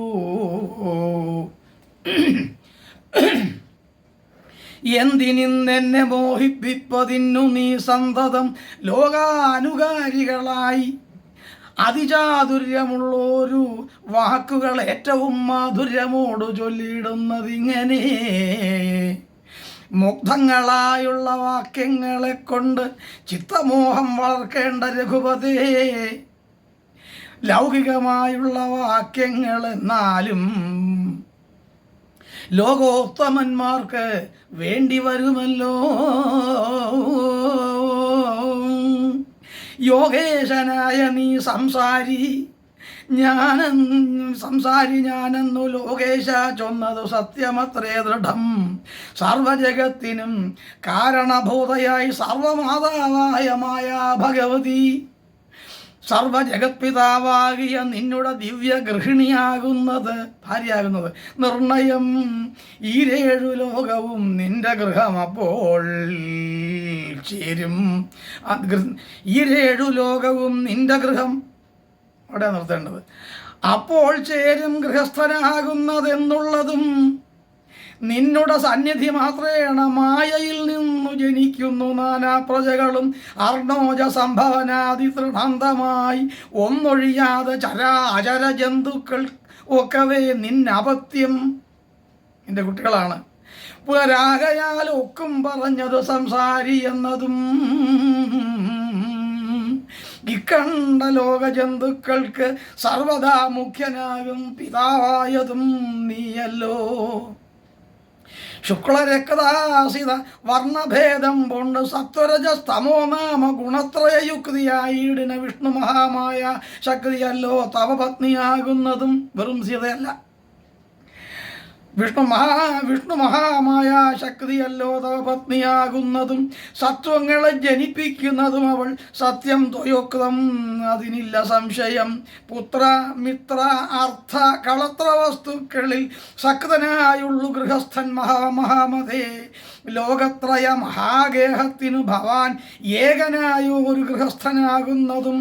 നാരായണൻ നീ രമാദേവി ജാനകി, മാരാരിയും നീ ഉമാദേവി ജാനകി. സാരസ സംഭവനായതും നീ, സാക്ഷാൽ ബ്രഹ്മാവായതും അല്ലയോ രാമ അങ്ങാണ്. സാരസ സംഭവനായതും നീ, തവ ഭാരതീ ദേവിയാകുന്നതും ജാനകി. ആദിത്യനല്ലോ ഭവാൻ പ്രഭ ജാനകി, ശീതകിരണൻ നീ രോഹിണി ജാനകി. ആദിത്യയാധിപൻ നീ ശശി ജാനകി. ജാതവേദസു നീ സ്വാഹാമഹീസുത, അർക്കജന്നി ദണ്ഡനീതിയും ജാനകി. രക്ഷോപരൻ ഭവാൻ താമുധി ജാനകി, പുഷ്കരാക്ഷൻ ഭവാൻ ഭാർഗവി ജാനകി. ശക്രദൂതൻ നീ സദാഗതി ജാനകി. രാജരാജൻ ഭവാൻ സാമ്പൽക്കരി സീതാ രാജരാജൻ നീ. വസുന്ധര ജാനകി രാജപ്രവരകുമാര രഘുപതേ. രാജീവലോചന രാമ ദയാനിധേ. രുദ്രനല്ലോ ഭവാൻ രുദ്രാണി ജാനകി. സ്വർദ്രുമം നീ ലതാരൂപിണി ജാനകി. വിസ്തരിച്ചെന്തിനേറെ പറഞ്ഞിടുന്നു സത്യപരാക്രമ സദ്ഗുണവാരിധേ. യാതൊന്നു പുല്ലിംഗവാചകം വേദാന്ത വേദ്യ തൽ സർവസ്വവും ഏവ നീ. ചേതോ വിമോഹന സ്ത്രീലിംഗവാചകം യാതൊന്ന് അതൊക്കവേ ജാനകി ദേവിയും. നിങ്ങൾ ഇരുവരും എന്നിയെ മറ്റൊന്നും എങ്ങുമേ കണ്ടില്ല, കേൾപ്പാനുമില്ലല്ലോ. അങ്ങനെയുള്ളോരു നിന്നെ തിരഞ്ഞറിഞ്ഞെങ്ങനെ സേവിച്ചുകൊള്ളൂ ജഗൽപദേ. മായയാ മൂടി മറഞ്ഞിരിക്കുന്നൊരു നീയല്ലോ നൂനം അവ്യാകൃതമായതും. പിന്നെ അതിങ്കൽ നിന്നുള്ളൂ മഹത്തത്വം എന്നത്. അതിങ്കൽ നിന്നുണ്ടായി സൂത്രവും സർവാത്മകമായ ലിംഗമതിങ്കൽ നിന്നുർവീപതേ പുനരുണ്ടായി ചമഞ്ഞതും എന്നത് അഹങ്കാര ബുദ്ധി പഞ്ചപ്രാണൻ ഇന്ദ്രിയജാല സംയുതമായ ഒന്നല്ലോ. ജന്മമൃതി ദുഃഖാദികൾ ഉണ്ടു നിർമ്മലന്മാർ ജീവനെന്നു ചൊല്ലുന്നതും. ചൊല്ലാവതല്ലാതെ അനാദ്യ വിദ്യാഖ്യയെ ചൊല്ലുന്നു. കാരണോപാധിയെന്നും ചിലർ. സ്ഥൂലവും സൂക്ഷ്മവും കാരണമെന്നതും മൂലമം ചിത്തിനുള്ള ഒരു ഉപാധിത്രയം എന്നിവറ്റാൽ വിശിഷ്ടം ജീവനായതും. അന്യൂനനാം പരൻ തദ്വിയുക്തൻ വിഭോ സർവപ്രപഞ്ചത്തിനും ബിംബഭൂതനായി സർവ ഉപരിസ്ഥിതനായി സർവസാക്ഷിയായി തേജോമയനാം പരൻ പരമാത്മാവ് രാജീവലോചനാകുന്ന നീയല്ലോ. ഇങ്ങനെ ധാരാളമായ കാര്യങ്ങൾ വേദാന്ത ശാസ്ത്രമായിട്ട് ബന്ധമുള്ള ആധ്യാത്മിക സിദ്ധാന്തങ്ങളായുള്ളവ ധാരാളമായി നാരദൻ രാമനോട് വെളിവായി പറയുകയാണ്. രാമനോട് മാത്രമല്ല മറ്റാളുകളോടൊക്കെ ആയിട്ടാണ് പറയുന്നത്. വെറുതെ രാമനോട് പറയലല്ലാതെ മറ്റാളുകളൊക്കെ കേൾക്കുന്ന തരത്തിലാണ് ഇത് പറയുന്നത്. അല്ലയോ ഭഗവാനെ, അങ്ങ് വിചാരിക്കുന്നത് പോലെ അല്ല, അല്ലെങ്കിൽ ഈ രാമൻ നമ്മളാരും വിചാരിക്കുന്ന പോലെ അല്ല, സാക്ഷാൽ പരമാത്മാവാണ് എന്ന് തന്നെ പറയുകയാണ്. ഒരു മാറ്റവും ഇല്ല അതിൽ. അത്രത്തോളം ശക്തമായ ഒരു അവതരണം വേദാന്ത ശാസ്ത്രത്തിൽ പറയാൻ അർഹതയുള്ള ആളുകൾ വേറെ ആരുമില്ല. കാരണം നാരദ ഭക്തി സൂത്രം എന്ന് പറയുന്നൊരു കൃതിയുണ്ട്. ആ നാരദ ഭക്തി സൂത്രമാണ് പിൽക്കാലത്ത് വേദവ്യാസൻ ബ്രഹ്മസൂത്രമായി ഒന്ന് എഴുതിയത്. ആ ബ്രഹ്മസൂത്രത്തിൽ പറയുന്ന ഉത്തരമീമാംസ എന്ന് പറയുന്ന സിദ്ധാന്തമാണ് ഭാരതത്തിൻ്റെ ആധ്യാത്മികതയിലെ ഏറ്റവും പ്രബലമായ സിദ്ധാന്തം, അദ്വൈത സിദ്ധാന്തം എന്ന് പറയുന്നത്. അപ്പോൾ നാരദനിൽ നിന്നാണ് ഇത് വരുന്നത്. ബ്രഹ്മാവിൽ നിന്ന് ഉപദേശം കിട്ടിയതനുസരിച്ച് നാരദൻ വ്യാസന് ഉപദേശിക്കുന്ന ബ്രഹ്മസൂത്രമാണ്. അഥാതോ ബ്രഹ്മജിജ്ഞാസ എന്നാണ് ബ്രഹ്മസൂത്രം ആരംഭിക്കുന്നത് തന്നെ. ഇത് ദ്വാപരത്തിലെ കഥയാണ് ഞാനീ പറഞ്ഞത്. പക്ഷേ ഇത് ത്രേതായുഗത്തിലാണ്.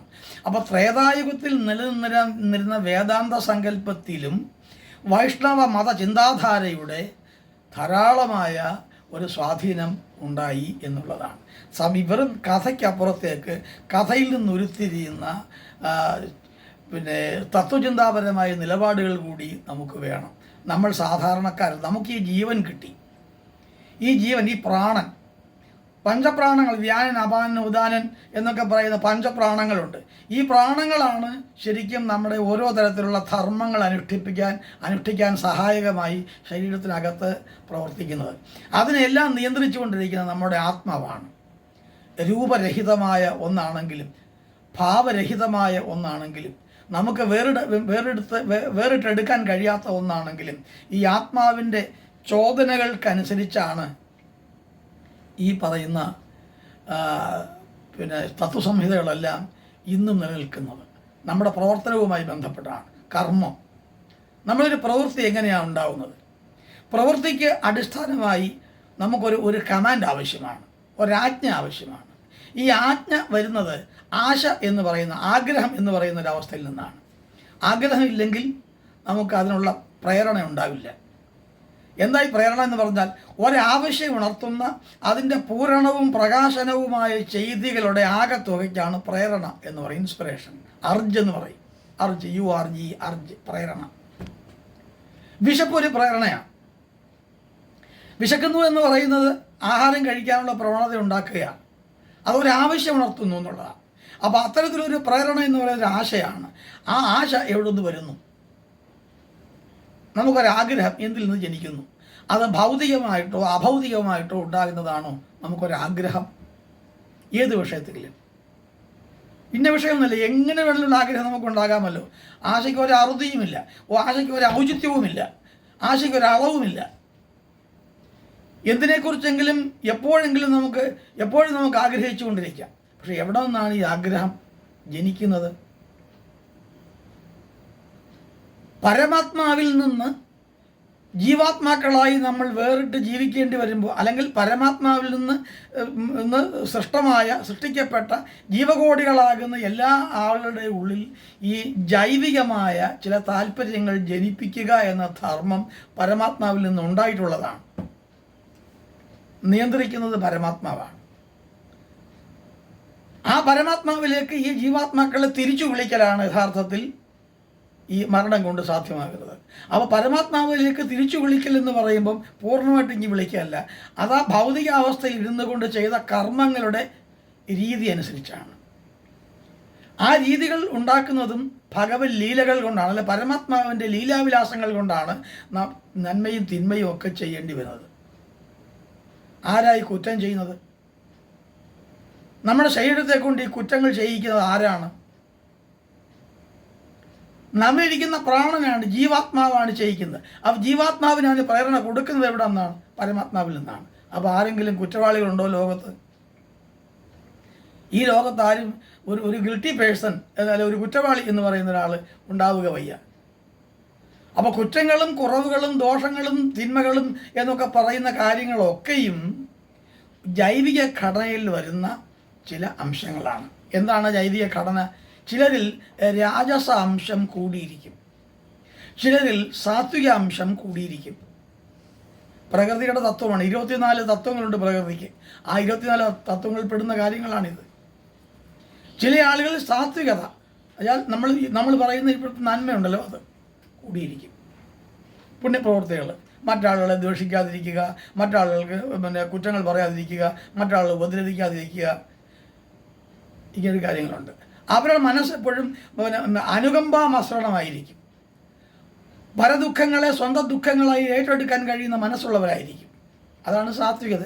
ചില ആളുകളിൽ സാത്വികത കൂടിയിരിക്കും, ചില ആളുകളിൽ രാജസ പ്രൗഢിയായിരിക്കും കൂടുതലുണ്ടാവുക, വീരശൂരത ഉണ്ടാവുക. ചില ആളുകളിലാകട്ടെ താമസ പ്രകൃതിയാണ് കൂടുതലുണ്ടാവുക. കൂടുതലെന്നാണ്, പൂർണ്ണ ഇല്ലാതെ വരല്ല. എത്ര തന്നെ സാത്വികന്മാരായാലും അവരിലുമുണ്ട് രാജസവും താമസവും കുറഞ്ഞ അളവിൽ. പുരുഷൻ സ്ത്രീ എന്ന് പറയുന്നത് പുരുഷനായിരിക്കുമ്പോൾ തന്നെ രൂപത്തിൽ ഇരിക്കുന്നുണ്ടെങ്കിലും സ്വഭാവത്തിൽ ചിലപ്പോൾ പെണ്ണുങ്ങളാവുമല്ലോ. നമ്മൾ പറയാറില്ല ചിലരോട്, എന്താണ് ഈ പെണ്ണുങ്ങളെ പോലെ ചിലപ്പോൾ ഇങ്ങനെ പെരുമാറുന്നത് എന്ന് പറയാറില്ല നമ്മളല്ല. ചില പെണ്ണുങ്ങളെ കുറിച്ച് പറയും, അവൾ പെണ്ണാന്നുള്ളേ ഉള്ളൂ, പുരുഷന്മാരെക്കാളും തന്നെടാ എന്ന് പറയും. എന്താ അതിന് കാരണം? സ്ത്രീയായിരിക്കുമ്പോൾ തന്നെ സ്ത്രീത്വത്തിനകത്ത് സ്ത്രൈണമായിരിക്കുന്ന ഭാവങ്ങൾക്കൊപ്പം തന്നെ പുരുഷന് വേണ്ടി വരുന്ന കാര്യങ്ങൾ കൂടെ കുറേ ശക്തമായുണ്ട്, കുറേ കൂടെ കൂടുതലുണ്ട്. സാധാരണ സ്ത്രീകളിൽ നിന്ന് വ്യത്യസ്തമായി കുറേ പൗരുഷത്തിൻ്റെ സത്ത കൂടുതൽ വരുന്നുണ്ട്. അതുകൊണ്ടാണ് അവർക്ക് അത്രയും പ്രൗഢത ഉണ്ടാകുന്നത്. പുരുഷനാണെങ്കിലും അതുപോലെ സ്ത്രൈണത ഏറി നിൽക്കും ചില ആളുകൾ. അപ്പോൾ പുരുഷനാണെങ്കിലും സ്ത്രീയുടെ സ്വഭാവം കാണിക്കും. ഇത് തുല്യ അളവിൽ ഉണ്ടായിരിക്കുക, അതായത് ഏകദേശം തുല്യ അളവിൽ ഉണ്ടായിരിക്കുന്ന എന്ന അവസ്ഥയിലാണ് ശരിയായ പുരുഷനും ശരിയായ സ്ത്രീയും എന്ന് പറയുന്ന അവസ്ഥ ഉണ്ടാകുന്നത്. ഇതുപോലെ തന്നെയാണ് ഈ ത്രിഗുണങ്ങളുടെ കാര്യം പറയുന്നത്. 3 ഗുണങ്ങൾ, സത്വഗുണം, രജോ ഗുണം, തമോ ഗുണം. അതിനാണ് സാത്വികം, പിന്നെ രാജസികം രാജസം അല്ലെ താമസം എന്ന് പറയുന്നത്. ദുർമാർഗത്തിൽ ജീവിക്കുന്ന ആളുകൾ, അക്രമ പ്രവർത്തനങ്ങൾ അഗ്രസീവായിട്ട് ക്രമരഹിതമായ നിലയിൽ ജീവിക്കുന്ന ആളുകൾ, തിന്മകൾ ചെയ്യുന്ന ആളുകൾ, കൊള്ളരുതായ്മകൾ ചെയ്യുന്ന ആളുകൾ, അവരുടെ സ്വഭാവത്തിൽ ഈ താമസ പ്രകൃതി ആയിരിക്കും കൂടുതലുണ്ടാവുക. ലീഡർഷിപ്പ്, ശക്തമായ ലീഡർഷിപ്പ് ഉണ്ടാവുക, ഒരണിയെ സ്വന്തം പിന്നിൽ നിർത്താൻ കഴിയുന്ന തരത്തിലുള്ള സ്റ്റാമിന ഉണ്ടായിരിക്കുക. അങ്ങനെയുള്ള ആളുകളിൽ ഈ രാജസ പ്രൗഢിയാണ് കൂടുതലുള്ളത്. എനിക്കിതൊന്നും വയ്യ, ഞാൻ മലേഷ്യതാമല്ല ജീവിച്ചുകൊണ്ട് ഞാൻ കഴിഞ്ഞോളാം, അവർ നന്നായിട്ട് ജീവിക്കട്ടെ, അവർക്ക് ഗുണമുണ്ട്, അവർക്കെല്ലാവർക്കും ഗുണമുണ്ടാവട്ടെ, ലോക സമസ്ത സുഖിനോ ഭവന്തു, എല്ലാ ആളുകൾക്കും സുഖവും സന്തോഷവും ഉണ്ടാകട്ടെ. ഈ പ്രാർത്ഥനയോട് ജീവിക്കുന്ന ആളുകൾക്ക് സാത്വികത കൂടുതലുണ്ട്. അതിനർത്ഥം മറ്റതില്ലെന്നല്ല, എല്ലാവരിലും ഉണ്ടിത്. അപ്പോൾ ഇങ്ങനെ ഈ 3 പ്രകൃതികൾ, ഈ പ്രകൃതിയുടെ 24 തത്വങ്ങൾക്കകത്ത് വരുന്നുണ്ട്. അതും കൂടെയാണ് ഇനി തുടർന്ന് വരുന്ന ഭാഗത്ത്. അത് ഞാൻ പെട്ടെന്ന് ഇത് പറഞ്ഞത് വരി വായിച്ചു കഴിഞ്ഞാൽ അത് ദഹിക്കണമെന്നില്ല. ഈ വരി ഞാൻ പാരായണം ചെയ്തു കഴിഞ്ഞാൽ ആ പാരായണം ചെയ്യുന്നതിലൂടെ ഈ വസ്തുത എല്ലാവർക്കും വെളിപ്പെടണമെന്നില്ല. അതുകൊണ്ടാണ് ഞാനത് ഗദ്യഭാഗമായിട്ട് തന്നെ അവതരിപ്പിച്ചത്. മനുഷ്യൻ്റെ വ്യത്യസ്ത പ്രകൃതികൾ, ഭിന്ന രുചിർഹി ലോകാഹ എന്നാണ് പറയുന്നത്. ആളുകൾ ഭിന്ന രുചിക്കാരാണ്, ഭിന്നങ്ങളായ താല്പര്യങ്ങളുള്ള ആളാണ്. ഓരോ ആളുകൾക്കും ഓരോ താല്പര്യങ്ങളാണുള്ളത്. ആ താല്പര്യങ്ങൾ സമരസപ്പെടുമ്പോഴാണ് സാമൂഹികമായ മേന്മകൾ ഉണ്ടാകുന്നത്. എൻ്റെയും നിൻ്റെയും മറ്റൊരുവൻ്റെയും താല്പര്യങ്ങൾ ഒന്നായി തീരുമ്പോഴാണ് അത് മേന്മയുറ്റതായി തീരുന്നത്. അല്ലാതെ എൻ്റെ മാത്രം താല്പര്യങ്ങൾ നിറവേറ്റാനാണെങ്കിൽ എൻ്റെ മാത്രമല്ല ഈ ലോകമെന്ന് പറയുന്നത്. ഞാനെന്ന് പറയുന്ന ഒരു വ്യക്തി, ഓരോ ആളിലും പ്രവർത്തിക്കുന്ന ഈ ഞാനെന്ന് പറയുന്ന വസ്തു ഞാനെന്ന് പറയുന്ന ആ ആശയം എല്ലാവരുടേതുമാണ്. എല്ലാവരും ഉണ്ടെങ്കിലേ ഈ ഞാനുള്ളൂ, അല്ല ഒറ്റയ്ക്ക് ഒരാൾക്ക് നിൽക്കാൻ കഴിയില്ല. അതാണ് വ്യഷ്ടി സമഷ്ടി എന്ന് വേദാന്തത്തിൽ പറയുന്ന 2 ഘടകങ്ങൾ അങ്ങനെയാണ് വരുന്നത്. നമ്മുടെ ഫിലോസഫി ലോകത്തെ ഏറ്റവും വലിയ ഫിലോസഫിയാണ്, ഏറ്റവും ശ്രേഷ്ഠമായ ഫിലോസഫിയാണ് ഇന്ത്യൻ ഫിലോസഫി എന്ന് പറയുന്നത്. ഫിലോസഫി നമ്മൾ ഒരു ഒറ്റവാക്ക് പറഞ്ഞെങ്കിൽ ശരിയും വാക്കാതല്ല കേട്ടോ. ഫിലോസഫി എന്ന് പറയുന്നത് the word philosophy derived from 2 words, philo and sophia. Philosophy 2 വാക്കിൽ നിന്നാണ് അതിൻ്റെ ഉൽപ്പത്തി. ഫിലോസഫി അതിൻ്റെ അർത്ഥം ഐ ലവ് ഓൾവേസ് നോളജ് എന്നാണ്. ഞാൻ സദാ ജ്ഞാനത്തെ സ്നേഹിക്കുന്നു എന്ന് മാത്രമാണ്. നമ്മുടെ തത്വചിന്തയ്ക്ക് പകരമുള്ള വാക്കല്ല അത്. പക്ഷേ എങ്കിലും എല്ലാവരും പറയും ഇന്ത്യൻ ഫിലോസഫി, വെസ്റ്റേൺ ഫിലോസഫി എന്ന് പറയും. ഇന്ത്യയുടെ തത്വചിന്തയാണ്. തത്വചിന്ത എന്ന് പറയുന്നത് എന്താണ്? തത്വം, ഞാനും നീയും. തത് എന്ന് പറയുന്നത് ദാറ്റ്, അത്, ത്വം നീ. അതാ തത്വമസി എന്ന് കേട്ടിട്ടില്ലേ? ശബരിമലയിലൊക്കെ എഴുതി വെച്ചിട്ടുള്ളത് നമുക്കറിയാമല്ലോ. തത്വമസി, തത് ത്വം അസി, ഞാൻ നീ ആകുന്നു. അവിടെ ന്യായമായി ഒന്ന് ചോദിക്കേണ്ടി വരും, ഞാൻ നീ ആകുന്നു എന്ന് പറഞ്ഞാൽ നീ അതാകുന്നു എന്ന് പറഞ്ഞൂടെ? ഇപ്പം ഈ പേന എടുത്ത് കാണിച്ചിട്ട് പേന ഞാനാണ് എന്ന് പറഞ്ഞാൽ ഞാൻ പേനയാകുമോ? ആകണം. ആകുന്നതാണ് തത്വമസി. ഞാൻ നീ എന്ന് 2 ഭാവമില്ല, നാം എന്ന് മാത്രമേ ഉള്ളൂ. അതുകൊണ്ട് ആ സന്യാസിമാരും ഒക്കെ പറയാം നാം എന്ന് മാത്രമേ പറയത്തുള്ളൂ, അവർ ഞാൻ എന്ന് പറയത്തില്ലല്ലോ, നാം എന്നേ പറയത്തുള്ളൂ. കാരണം ഞാൻ നീ എന്ന് 2 പ്രതിഭാസങ്ങളില്ല, ഞാനില്ല, നാമേ ഉള്ളൂ. അങ്ങനെയാണത്. തത്വമസിയൊക്കെ കുറേ കൂടെ വിശാലമായിട്ട് വ്യാഖ്യാനിക്കാനുണ്ട്. അപ്പോൾ എന്തായാലും ശരി, ഈ ഇവിടുത്തെ ഈ നിലപാട് ആധ്യാത്മികമായ അവസ്ഥയിലേക്ക്, ഈ അധ്യാത്മരാമായണത്തിൻ്റെ സത്തയിലേക്ക് തിരിച്ചിറങ്ങി വരുമ്പോൾ രാമനിൽ കാണുന്ന ഈ ആത്മസങ്കല്പത്തെ മറ്റാളുകൾക്ക് ദഹിക്കുന്ന തരത്തിൽ പറയുക എന്നുള്ളതാണ് നാരദൻ അവിടെ ചെയ്തത്. നാരദ രാഘവ സംവാദത്തിൻ്റെ ഏറ്റവും പ്രധാനമായ ഭാവം എന്ന് പറയുന്നത് ഈശ്വരനും പരനും, ഈശ്വരനും ഞാനും രണ്ടല്ല, അഹവും പരവും രണ്ടും ഒന്നാണ്, ഇഹവും പരവും ഒന്നാണ് എന്ന് പറയുക, ഞാനും നീയും ഒന്നാണ് എന്ന് പറയുകയാണ്. അപ്പോൾ അതുകൊണ്ട് രാമനെ വെറും രാമനായിട്ട് കണക്കാക്കാതെ അദ്ദേഹത്തെ പരമാത്മാവായിട്ട് തന്നെ ഉൾക്കൊള്ളാൻ പഠിക്കുക, സാധിക്കുക, അങ്ങനെ നിരൂപിക്കുക, വ്യാഖ്യാനിക്കുക എന്നുള്ള ആശയമൊക്കെ നാരദൻ്റെ വാക്കുകൾക്ക് പിന്നിലുണ്ട്. അതാണ് നാരദ രാഘവ സംവാദം എന്ന് പറയുന്നത്. അയോധ്യാകാണ്ഡത്തിലെ ആദ്യത്തെ ഭാഗമാണ്. ഇനി അടുത്ത ദിവസം നമുക്ക് ബാക്കി നോക്കാം. ശരി, ഇന്ന് നിർത്തുകയാണ്. എല്ലാവർക്കും നമസ്കാരം.